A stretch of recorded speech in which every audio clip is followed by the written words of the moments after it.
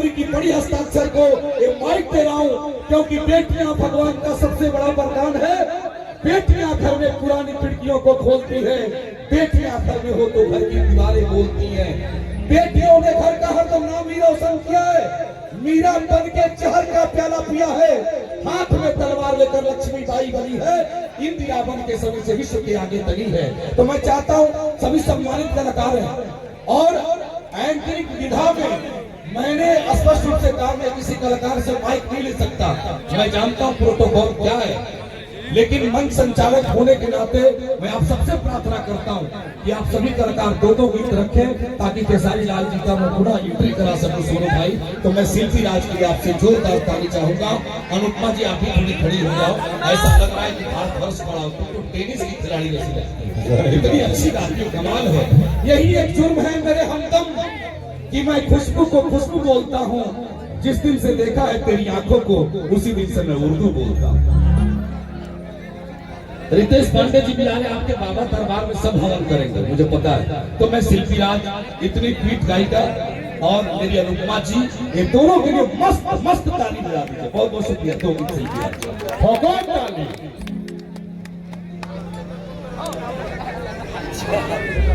Hello, सबसे पहले सबके कौन सी बोलना और हमने के बीच में तमाम कलाकार, तमाम गायक भैया लोग और गायिका भी, दीदी लोग, सब लोग आई बा और आज हमने के अपने घर में बनी जा और आज पंकज सर के घर हमने के दूसरा बार आज बनी जा। और जब भी आवे तो पूरा भोजपुरी परिवार आवेला, क्योंकि अकेले एंट्री ना होला। सही बात। हाँ, और पूरा परिवार आ जाला। हमरा पूरा तो 2-4 लोग छूटल होई, ओहो शादी में पहुंचे जाय, आज हमने के तिलक में पहुंचल बने जा। बारात ले शोभे आई, बारात में केहू छूटी ना। और हम चाहब कि गोल्डी भैया वाला जी सबके स्वागत बा, सबके लागी बा, जितना भी कैमरा वाला भैया बनी, म्यूजिशियन थी, संगीतकार, गीतकार, गायक गायिका और रउआ सब कहे पर से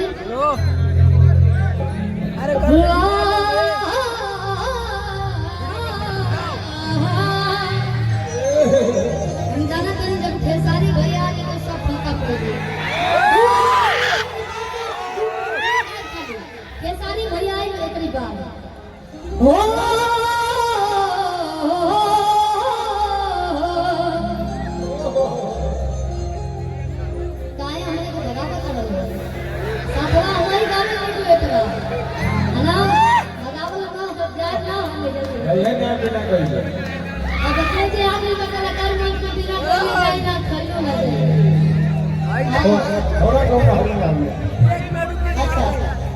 किया को तू सारा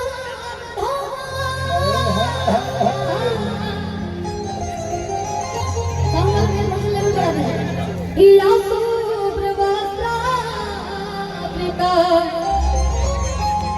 किया बिना दंड मंडित करा किया से पद्मासना तने जानते रखल भैया कि ओम जयंती मंगला काली भद्र काली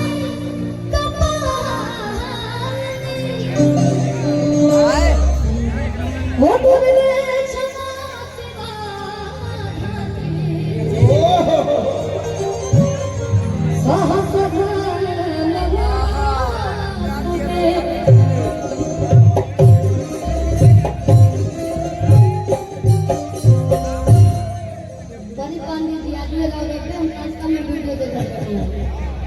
काफी सेट वीडियो डालते हैं और सुहानी जी खातिर हम कहाँ की तनी ताली बजा दी सब।